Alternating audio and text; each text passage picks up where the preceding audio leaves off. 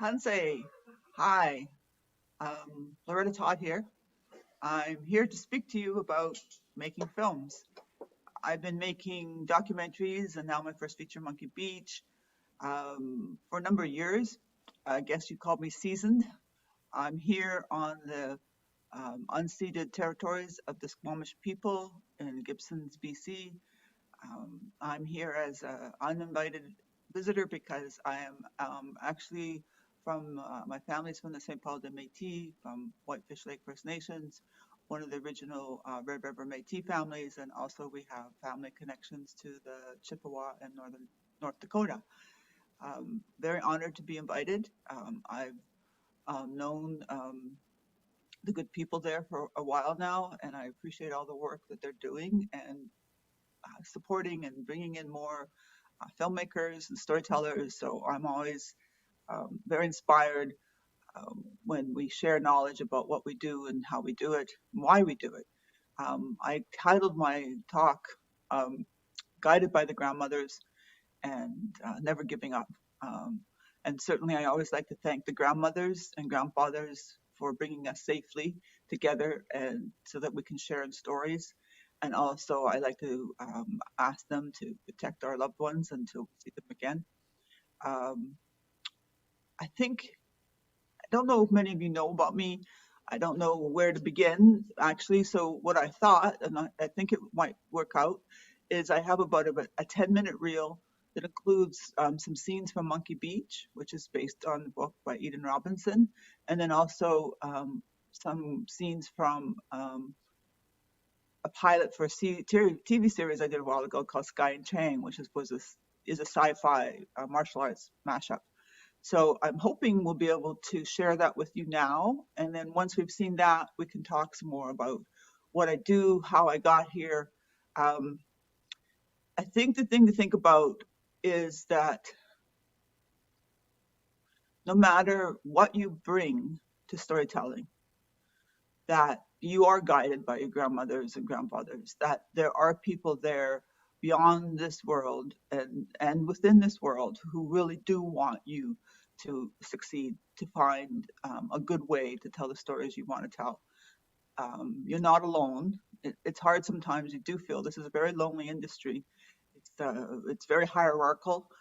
It can be very painful sometimes, but if you know that you're not alone, that you're here for a purpose beyond just your own self, which is hard because the industry wants you to just think about yourself, then you will be guided, you will be strong, and you will get to where you want to go. I'm going to now ask the people behind the screen to please share my little 10-minute piece, and then we'll come back and we'll talk some more. And I'll take you through some of the steps of how I got here.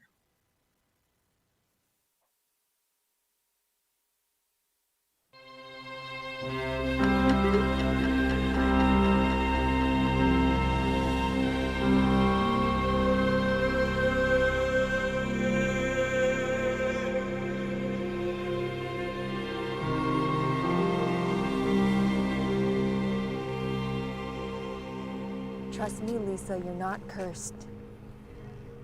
You're a fucking superhero. I'm not a superhero. Couldn't save you. I should go.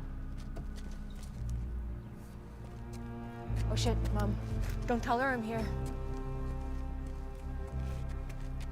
Hey, Auntie. It's gonna be okay, Auntie. Like, yeah. She didn't cry that much at my funeral. It's all my fault. Friggin' A, it was her fault. She didn't get so drunk and look the other way. Yeah, but she's here, right? No. Right? No. Yes. Bitch. Tell her I'm sorry. Then why didn't she leave him? She says that she loves you. She And she says that she forgives you. She does. Tell her I'll always love her.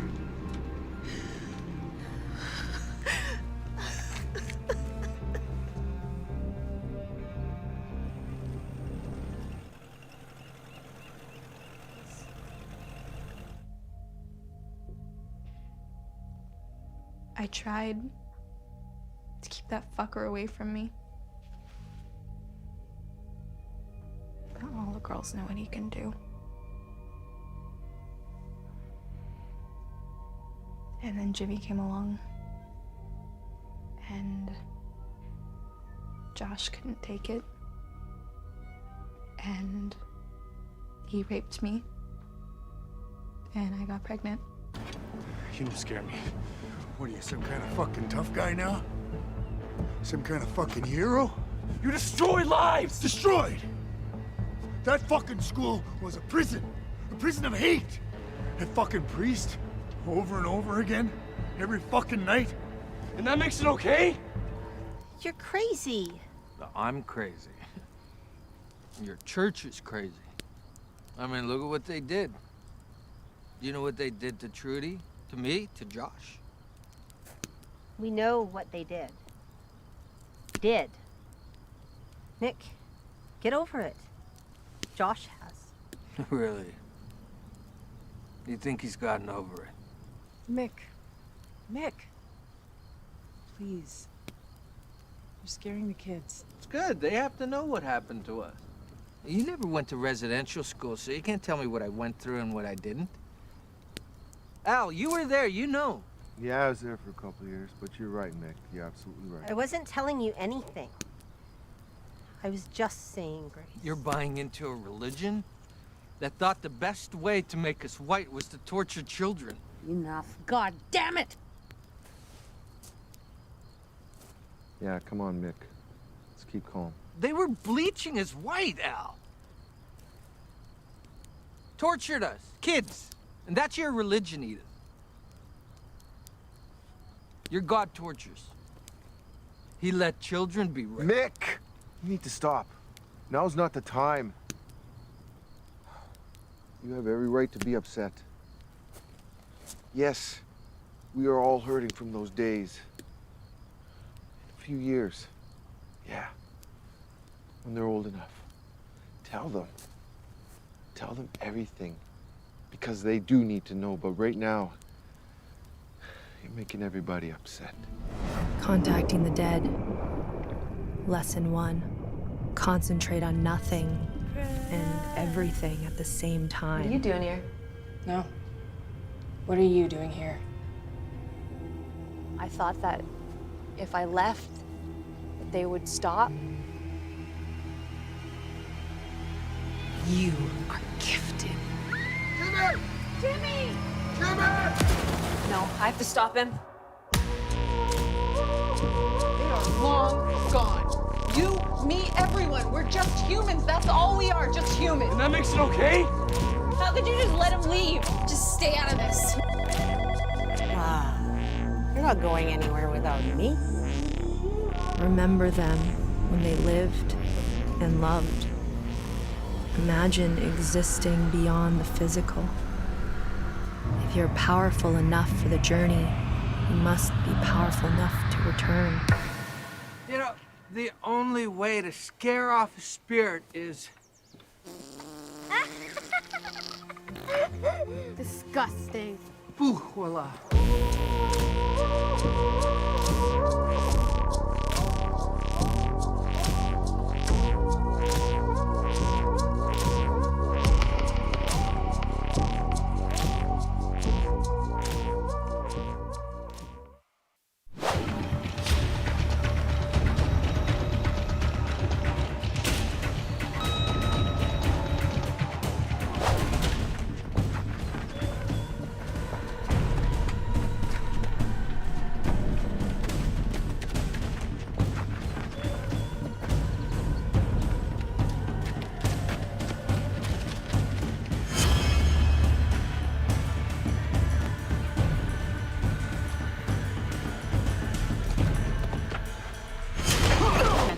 Strikes? What strikes? Man-made earthquakes? Oh. Now you sound like that crazy guy on my street corner.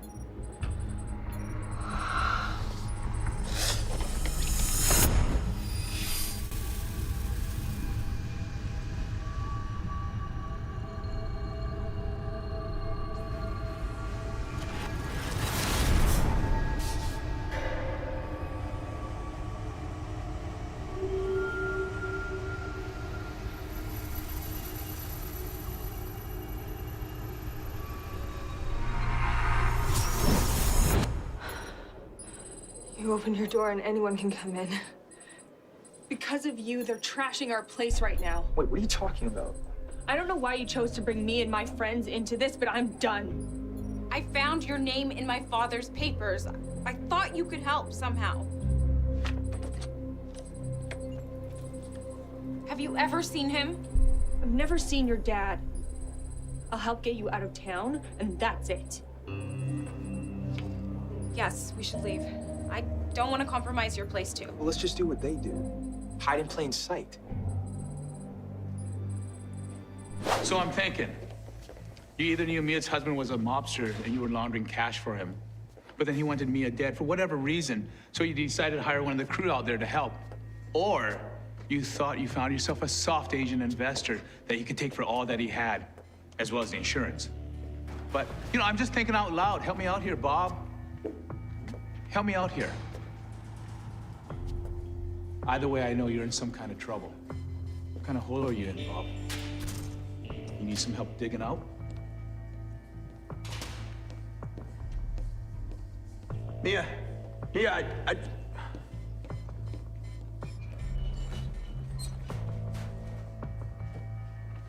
Let me help you.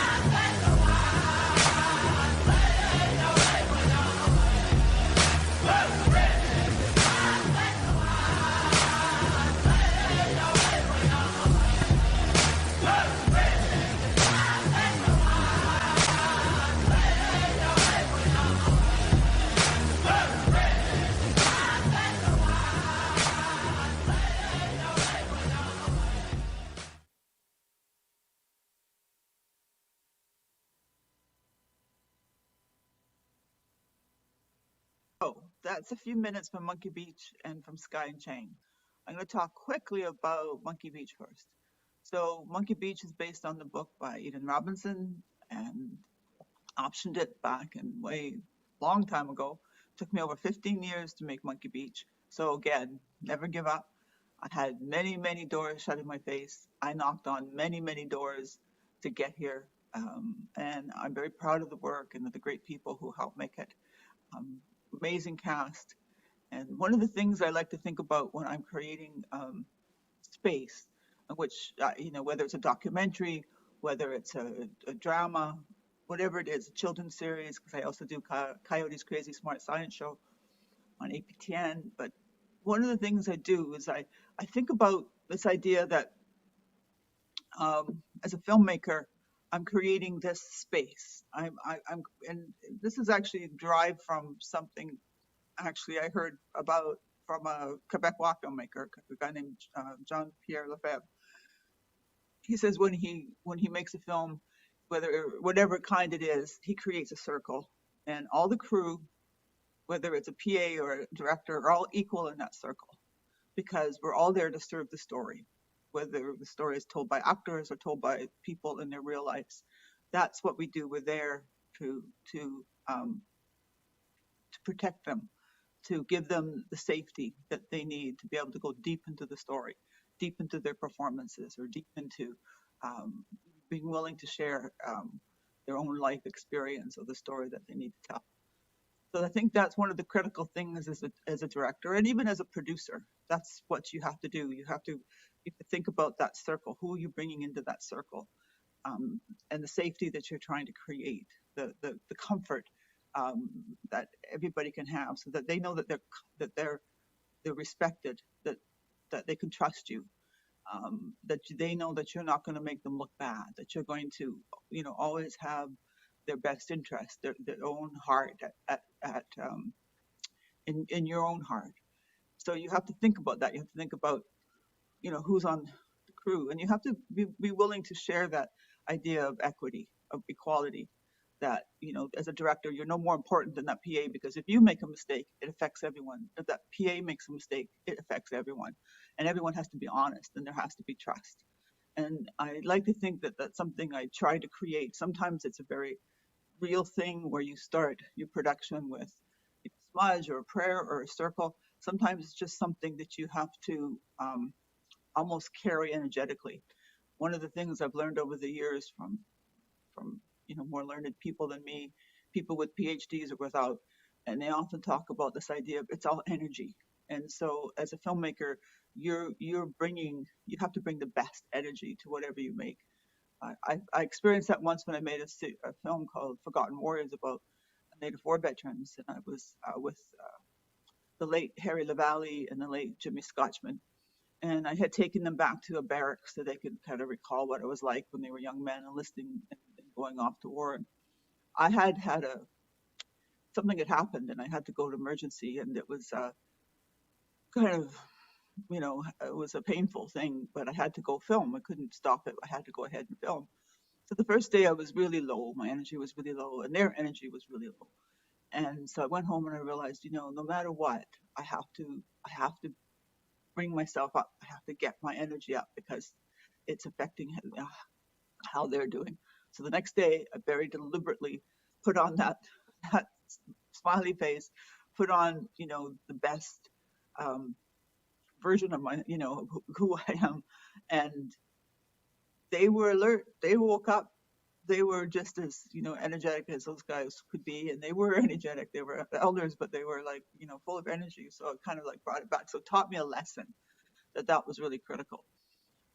So that's one of the things I try to think about when I went into some of those performances. And I think the scene with Adam Beach and Nathaniel and Tina Lehman and Stephanie Mathias and Erica Davis and Zoe Snow and Oliver, the young kids, all of those people together in that space.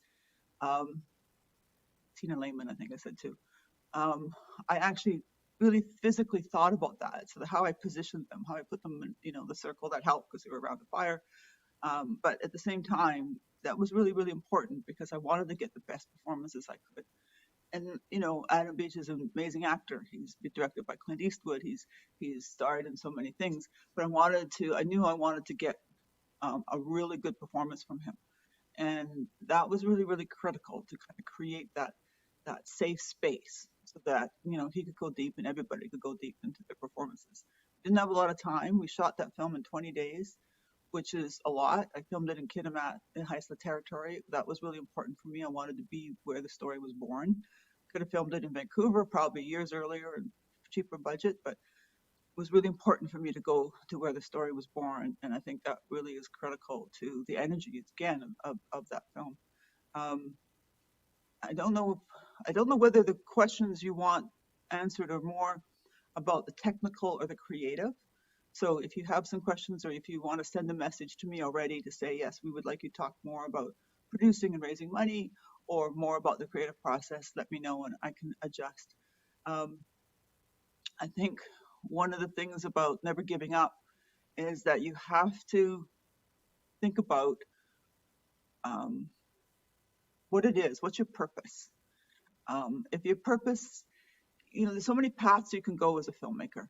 Um, and so my path isn't necessarily the one you want to take. And if you take another path, there's nothing wrong with that. You should be congratulated and empowered and supported to do that. I never had a path of wanting to be, a celebrity, or that was never a thing for me.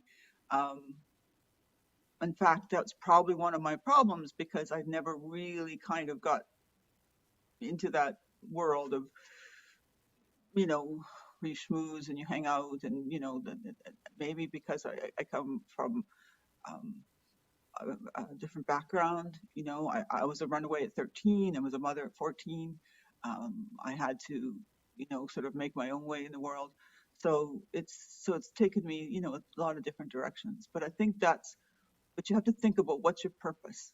Why are you here? Why do you want to tell stories? It doesn't have to be a big intellectual process. It has to be that spark. Like, what's that moment where you said, this is really important to me? And is it that moment was because you loved old films? Was it because you used to sit and listen to many stories, and as those stories were told to you, your imagination would be full of images, and you want to take those images and put them on the screen? Is it because you're really moved by music? When you hear music, it just creates something within you, and you just want to be able to share that, out in the world, not as a musician, but as somebody who understands the power of music. Like, what is the thing that drew you first to story? And I think that's really important, because you're going to need that through all of this, because there's going to be disappointments, there's going to be difficulties, there's going to be obstacles. And if you aren't sure of that purpose, then it's going to be more, it's going to sting more, those disappointments. But if you have that purpose, if you understand what's driving you, then you will continue um, exploring that, beyond, whether you get that grant or not, or whether that happens or not, because you're seeing yourself more as a living your art. One of the things I admire the most over the years is I've met some beautiful people. Made a film called Hands of History with a great Indigenous woman artist like Doreen Jensen, and the late Doreen Jensen, the late Joan Cardinal Schubert, and Rena Point Bolton, and Jane Ash Portra. And it was interesting because, even though we hadn't, as Doreen says in the film, most of us in our languages don't have a word for art. Art is, instead, our lives were always like, complete with art. There was no separation. It was that, and also Doreen says, one of the elders told her once, we create beauty, we create art because of how tough life could be, and so we want to surround ourselves with art. Um, so that's something to think about. Like, again, what is your purpose? The other thing I like to tell, and this is a story I've told many times, but I still think it's important to tell. What do we can draw on? I went to film school. I watched all the great films from, all around the world. I'm particularly drawn to films from Asia. But, I watched all the classics in Hollywood, and watched all the, filmmakers from France, and New Wave, and, Fassbinder in Germany, all the things that, you're required to watch when you're at film school. And all of them are great, and I learned from every one of them. But I always think, what are those tools? What are those things that are within our culture as Indigenous people that I can draw on as a filmmaker? And the story I tell sometimes is, a few years ago, there was the opening of the First Nations House of Learning out at the University of British Columbia. And these two great women, Dr. Verna Kirkness and Dr. Joanne Archibald, had raised all this money to create this beautiful space. It's designed like a longhouse, has many beautiful carvings within it. It's a gathering place for Indigenous students and for others to come and share knowledge. It's got offices. It had a daycare for a while. So it's this beautiful building with this beautiful outdoor area. And in that outdoor area, they were having a ceremony. In the ceremony, they were giving names and blankets to the donors. So these rich white men who had given millions to create this beautiful building. And they were blanketing them. And as they were blanketing them, they were giving them a name and telling the story of that name. And then they picked people in the audience, and they said, gee, what is your, like, these people will come up later. And they were witnesses. They were chosen witnesses.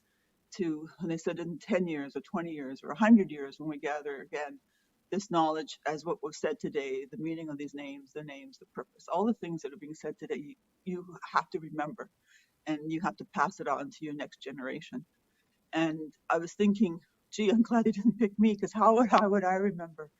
And then I realized that, I'm surrounded, I'm in this beautiful space. There's the sun shining, the sun is like goes behind the clouds, and then the sun comes out from the clouds, and a dog barks, and a kid runs in front of me. All these things that are happening within that moment. And I was thinking, well, if I had to remember the words that were being said, I would then take myself back to that moment. And then I would remember the time, the place, the light, the shadow, the noise, the sounds, the people, just the whole textures of that moment. And I was thinking, in a way that sort of encapsulates what is oral tradition. Our people are geniuses. Our ancestors are geniuses. We didn't, not write things down because we didn't know any better. It was a philosophical choice. When you remember, your mind is also creating new synapses and, always, creating new cells, and your mind is always kind of like moving and processing. And so in that sense, it keeps you alert, it keeps you alive.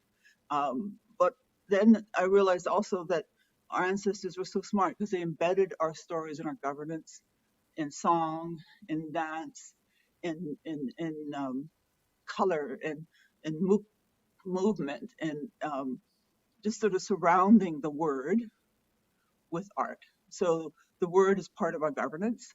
So if we're having something where people have to witness, there's that part of our governance, and it's embedded with art, and it's embedded with principles of the oral tradition. So as a filmmaker, I draw on that as much as I can, and I think about the richness of the sound and the image, and try to make things as beautiful as I can. That's sort of been my approach as a filmmaker. So even in something like, if you get a chance to watch Coyote Science, which is a children's series about Indigenous science, I do the same thing. It's full of hip hop and motion graphics and animation and all these things that sort of draw on us and help us sort of realize how deep the energy it is that we have within us. So those are some of the things I think about. And so I ask people to look at what is it within your own nations, within your own storytelling traditions. What is the things that sort of your storytelling tradition is immersed in? The place, the time, the sense, the light. What's your favorite light? Like, what is it? Morning light? Is it evening? Is it sunset? Is it when the sun is above us, and or is it long shadows? I mean, those are all things that are going to influence you as a filmmaker. You have to think about what those things mean to you, and draw on them and bring them into your filmmaking, and be observant. Just watch those moments and watch how the light changes, from morning to night, and how that influences how you feel or how you think about that moment. Does the sunset make you feel happy or sad? I mean, those are all things that are going to translate into your filmmaking. They're all going to be kind of things you can draw on in your filmmaking, because you want to have a relationship with your audience.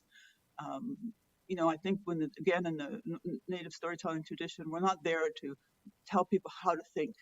We're there to introduce them to ideas, to moments, to feelings, and let them draw upon their own feelings, their own thoughts, their own things that connect them with the story. And I think that's something. So we have to think about the kind of energy, the emotion that light and shadow bring to the story.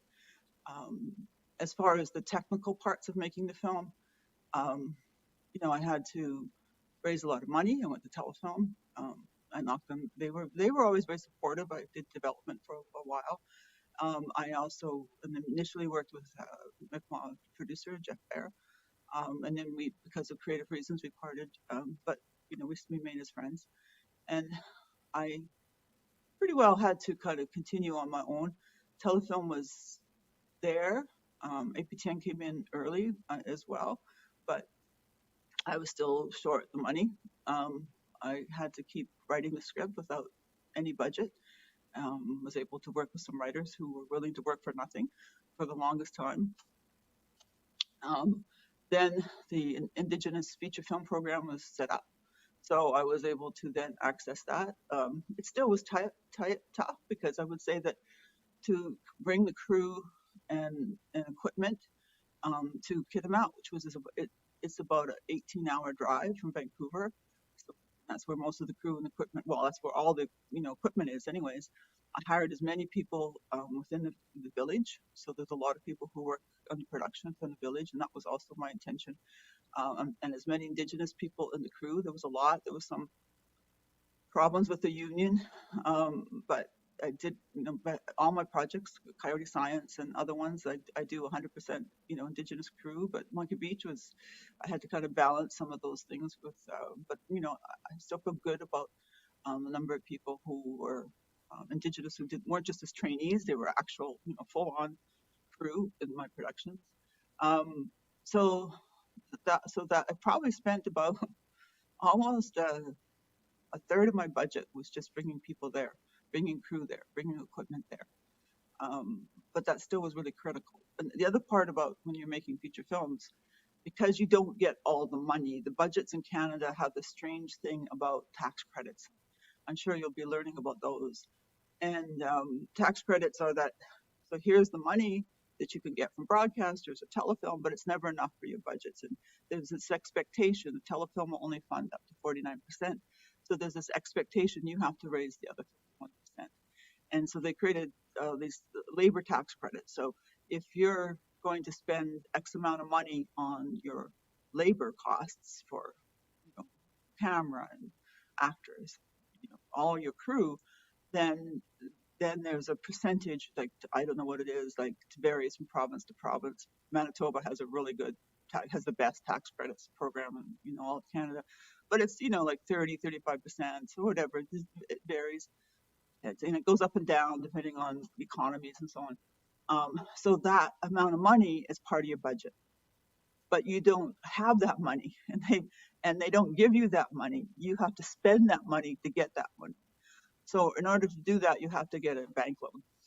And that's been a struggle for Indigenous filmmakers for a long time, because we haven't been privy to, or we haven't had access to generations of wealthy families.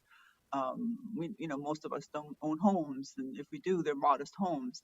And banks like to think, oh well, we'll have to give you, we give you a loan if you own a home. So there's all these kind of systemic barriers to us being in this space. So you have to think about that.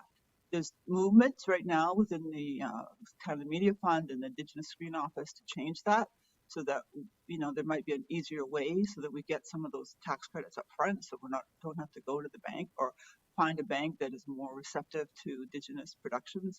So those are all in the works, but it's definitely something that is a struggle for Indigenous filmmakers. But somehow I managed, and I feel very proud of my cast. They were really amazing.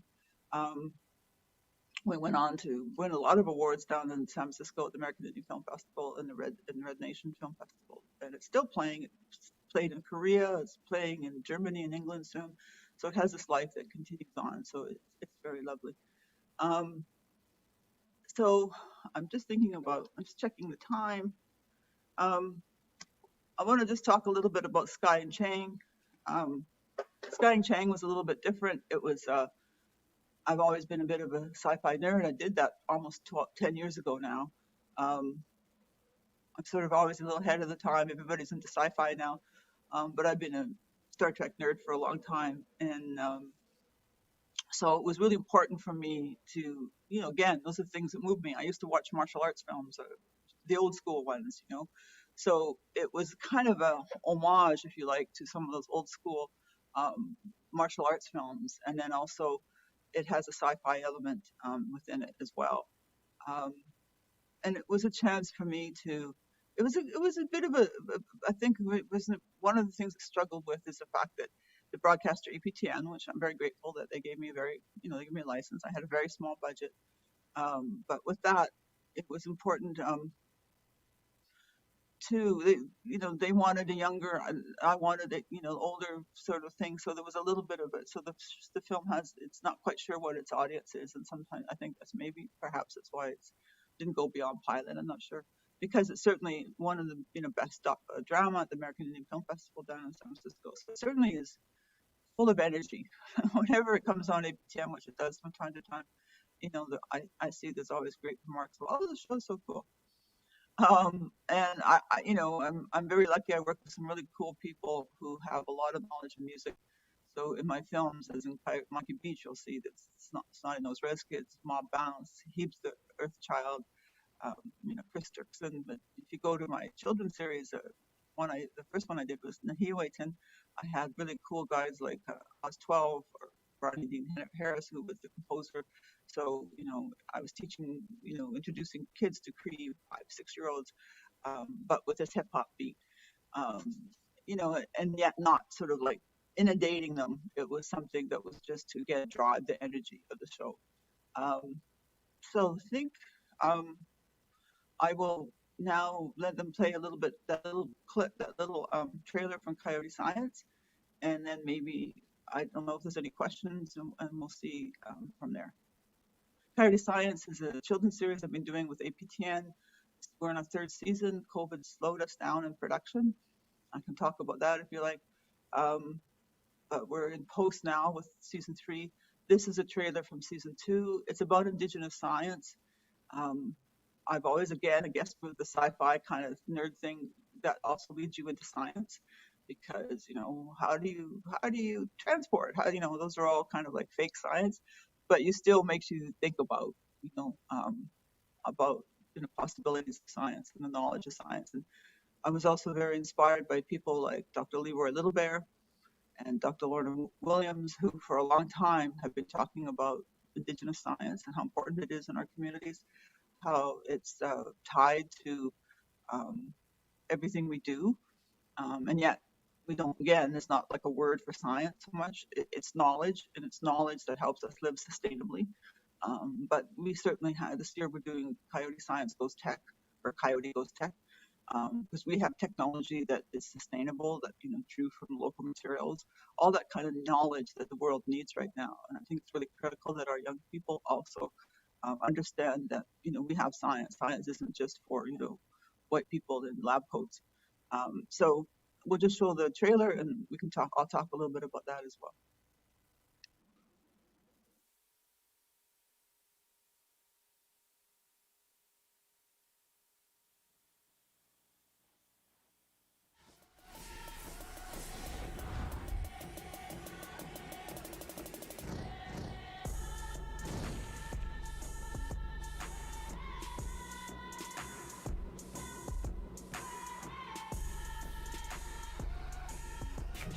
% of the Earth is ocean. That's almost 3/4 of the Earth. So water has to be protected, and we have to do our part to honor it. It is a living being.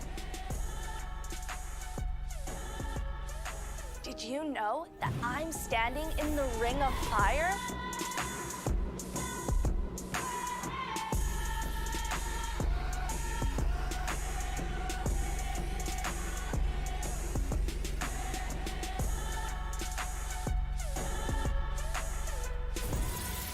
One of the tools we use to get ready to go to space is virtual reality. At one time or another, the buffalo roamed freely in this territory. And that buffalo brought about what we call eco-balance. Buffaloes are vital to the prairies. They provide food to the grizzlies, wolves, and humans. And birds feed on the seeds and insects in the buffalo bison dung, AKA poop. Yep, it's true. Bugs thrive in the dung.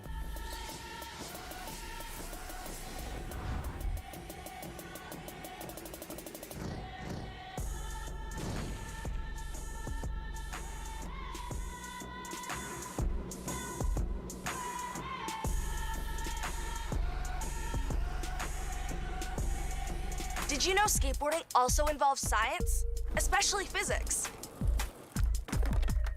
Say what? Physics?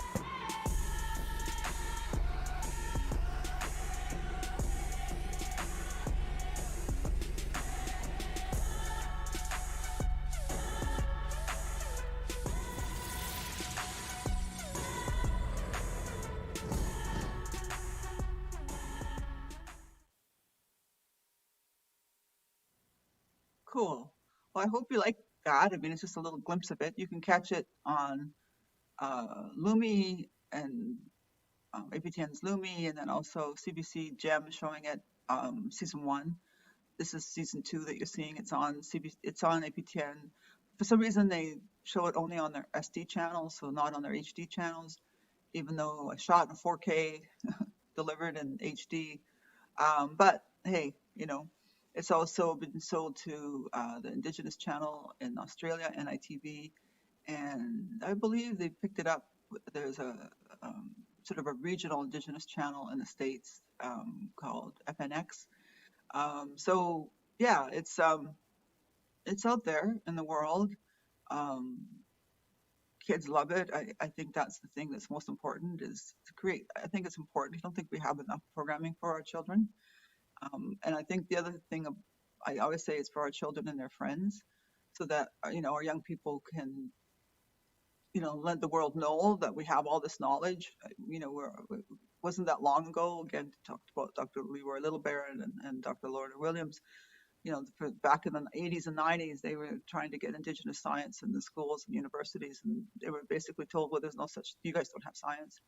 It's just folklore. It's, old wives' tales, it's just, superstitions, or, maybe environmentalism. That was sort of one thing people thought, oh, you guys got environmentalism. But, we have as much knowledge. We have knowledge of great astronomers. We have knowledge of plants and animals and water. And, if you look at the stories, there's so many things. Like they talk about the Big Bang, and if you listen to some of the stories, some of the stories will say that first there was nothing and then there was everything, which is basically a representation of the Big Bang. And if you look deeper, you'll see even more of those things. For many years, I think there's like, for instance, like I think the whole idea of a meteor, landing, creating I don't know, parts of Hudson Bay or the James Bay or whatever. That was sort of part of stories. And of course now scientists have said, oh yeah, there was a meteor that hit here. But those were all things that was within our stories. So it wasn't like within a scientific notebook, but it was within the stories. And so much of that scientific knowledge. And they talk about science. This great book called Native Science by Gregory Copete. And he sort of lists some of the idea of story of science. What are the principles of Indigenous science? And they are learning from place, so observing. We observe just like Western scientists do. So we learn from place. We learn through story. So knowledge is shared through story. Language is obviously a really critical part of it. I was recently doing some research into math, into Indigenous math, and the terms that we use, and how do we identify, express math. I came across some work that we were doing up in Alaska with the elders, and they had asked these elders about these sort of concepts of math. And one of the elders put up his hands and he did this. He made it a cross, not a Christian cross. He just made a cross, and he said it starts from the center. So the building of a canoe, the building of a building, all these things start from a center. And that was one of his sort of principles of Indigenous math. And, those things are held in the stories, and then they translate into technology, into practices. How do we build? How do the people out here on the West Coast build longhouses with no nails? Splitting, giant, trees into planks. So that they could build these houses, and some of them were actually taken down and moved. So the level of technical sophistication and knowledge is great within our people, and lives on. Our canoes are some of the most sophisticated water-going vessels, and I wanted the kids to know about this and to be proud of that, and to know that, you know, and we don't have, we can, it's not so much merging Western and Indigenous science, although certainly that is what is happening as well. But the fact that we have this science that can stand on its own, that's important, that, you know, was valuable to our people, that is continues to be practiced, and that it's you know, within it, you know, same within our oral tradition, within it is a philosophy and attention for you know, honoring all our relations. Everything is animate, and those things are really critical. I did that series. I started my first series. It was called Nahiwetin, and I did that for 6 episodes for $353,000. That was my first children's series production. My next season with that, I had $653,000, and that's because we were shooting in HD now. First season, we only needed to shoot in SD. So, you know, and you know, I'm sort of telling you, the budgets now are about $1 million, which sounds like a lot, but I'm doing 13 episodes, and that includes animation. They're scripted, so it's not live action and just documentary style. I mean, documentary style, so it was like, you know, they're scripted. I have hosts, I have questers, I have knowledge holders. I have these particular scenarios, like John Harrington, who's an Indigenous astronaut. He's there, you know, so I have to bring him into Vancouver and put him in front of green screen, and you know, those add up. Because of COVID, in fact, we couldn't even film in Vancouver because the border was closed. I wanted to keep him safe. I didn't want to make the only Indigenous astronaut who walked in space getting COVID because of us. So, you know, found a crew in Montana where he lives now, and you know, we're able to make sure they're all vaccinated and so on, so that, you know, he would be safe. So yeah, so it's not an easy thing to do within the budget that I have. There's a percentage that you can pay yourself as a producer on these productions. I've never paid myself that much. I've always put that back into the film, into the series. I also pay myself because I direct and I write, so that helps make up for it. But it's a struggle. I think what's really important when you're doing television series for APTN is that you find a really good business affairs person who can manage so much paperwork, someone you can trust, someone who knows that, and really important to keep your, what they call now, IP, your intellectual property. So don't give it over to a non-Indigenous producer just because they say, yeah, we'll do that for you, but then you have to sign it over to us. You don't need to do that. I've always told people that, you know, I've always owned my IP 100%. In the case of Monkey Beach, because of the interim financing issue where I had to get a fair big bank loan, which the bank wouldn't let me qualify for the tax credits, I had to bring a 49% producer on who had that credibility with the bank. Not to say that I don't have credibility with the bank, but you know, I don't own $1 million house, so that was a difficult thing for me. But but with the other projects, I own it 100%, and that's sort of my condition. If any non-Indigenous producer wants to work with me, that's the condition. I own it. And in fact, the Canada Media Fund has actually made that a policy. So regardless of what kind of working relationship you have with a producing partner, co-producing partner, the Indigenous storyteller owns it, controls the creative, controls the budget, controls the distribution, and the marketing, all aspects of making that film. That's the filmmakers, the Indigenous producers' rights. I know that they had to set that policy because a lot of this non-Indigenous producers didn't see it that way. They felt that somehow they know more than us, and so they thought they had more authority than us, you know, over our creative. So I caution you to really be careful about who you partner with in that case, and, you know, be very cognizant of the policies and make sure that you hold on to your intellectual property. That's really, really critical in the best way that you can. I do think it's really important in the future. I'd like to have a discussion within our own Indigenous community if we can bring Indian law. Indian law is being brought into discussions of economic development, around issues of justice. So why not Indian law being brought into this world of storytelling? Because often we talk about stories, it's not just stories. Don't necessarily, there's stories that belong to families, stories that belong to nations.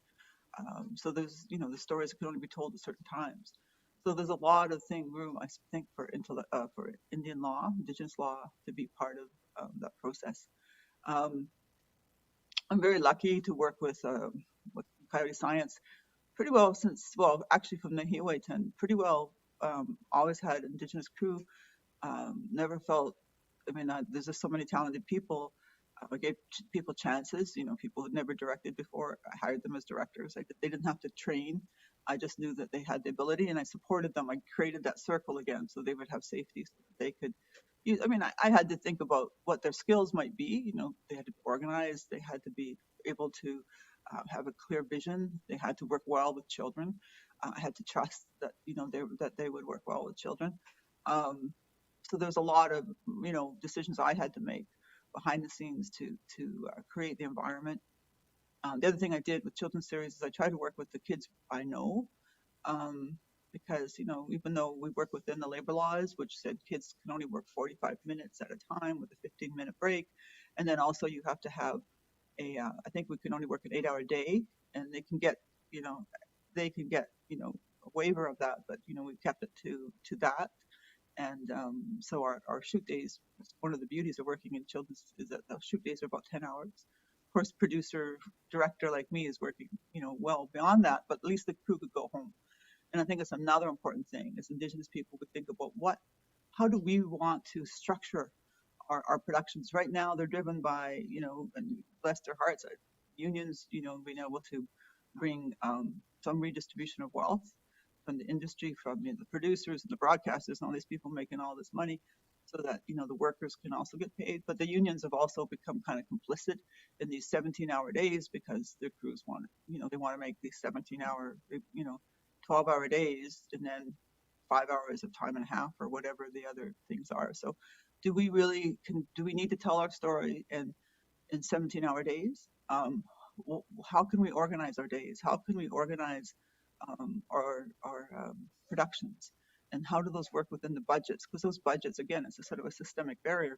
Those budgets are determined by how non-Indigenous people have been making productions for a long time. So what's our style, and how that's why it's important for us to control all the productions, the funding, the budget, all those kind of aspects. Keeping in mind that we still have to stay within our budgets, and that's not always easy. That's why you need a really good business affairs person, a really good accountant, because then you have weekly, if possible, when you're in production at least, cost report meetings. So then you come in and you look, okay, how much did we spend? How much have we got left? They call that estimates to complete, ETCs. I had to learn all those things. And you go through it and you say, okay, I've spent this much. I'm overspending here. I'm going to have to either cut that back, or I'm going to have to, move something in. I'm going to have to sort of say, well, do I have any extra? Can I not need to do this, or how can I extend this amount that I have in my budget? And you also have to keep in mind that, later on, Telefilm or Canada Media Fund, when you deliver your final cost report, they'll say, well, they call it a variance. So why are you over here, or why are you under here? And you have to answer all that. They're very, very picky. They want an answer for everything, and sometimes your answers aren't good enough. You go, well, I underestimated or overestimated. Well, that's not good enough. They want something more. At least it wasn't good enough for my answers, anyways. So there's a lot of paperwork, and that's why it's really important to find a good business affairs person to help you with that. And there are a lot of good skilled people. A lot of these non-Indigenous producers might say, well, we'll do the business affairs for you. And, you know, you just give us over your IP. And you go, no, you do the business affairs because you're getting paid for that. They're still getting money for that. That's in the budget. But I still own my IP. Or, you know, look to our own people. I think we need to really develop more of our own people who have those business affairs, you know, accountants, lawyers, you know, people who have a business background, who, you know, who like doing that work. And it's honorable work. It's honorable work to be able to be that precise with paperwork and all the requirements that the funders, you know, request.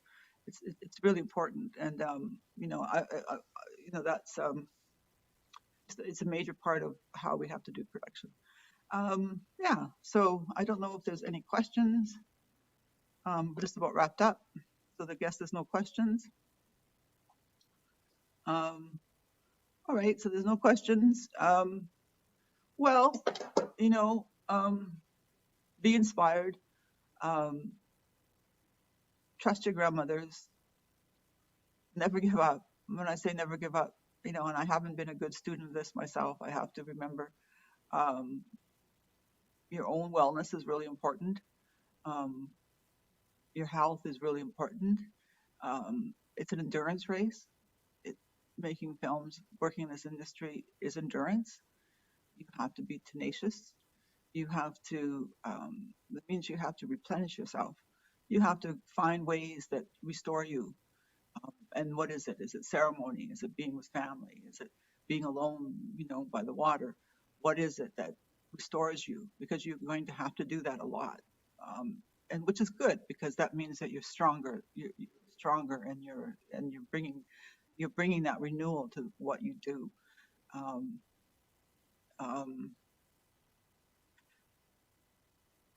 Think about honoring those people who have helped you along the way. You don't have to honor them physically, like give them gifts, but honor them in your heart, because again, that's something that helps translate into more energy. And you have to sort of have this endless well of energy. You have to, when you're in production, you know, you have to, it's hard because I was working basically, even though we were working 12-hour shoots on Monkey Beach, you know, I'm prepping for the next day. I storyboarded every scene. I storyboarded as much as I could coming into the production, but basically we were approved in July, and we finished shooting we started shooting in September, you know, so really I had like a month and a half to prep, even though I'd been prepping for 15 years. So I storyboarded everything. And if I had to change it, I changed it the night before. I was ready each day. Blocking is really critical when you're doing a scene, even documentary. You got to think about, where is the camera? Where are the people within the scene? How are they moving within it? Blocking is really critical, and think about that. It's one of the things I think Canadian productions suffered for in the past. So really think about blocking. You know, how do the people move through the scene? How does the camera move with them or not? Where does it go? So that's another critical thing. I think that brings us up to the last minute. So it was lovely to be able to speak with you today. I encourage you to never give up and to love storytelling. And I know you do, because otherwise you wouldn't be here. And hi. Thank you for listening, and do take care, and know that you're not alone, and that you are being inspired and cared for by your ancestors and by the future generations, because they're waiting for your stories. They're waiting to have those stories in the future. So thank you.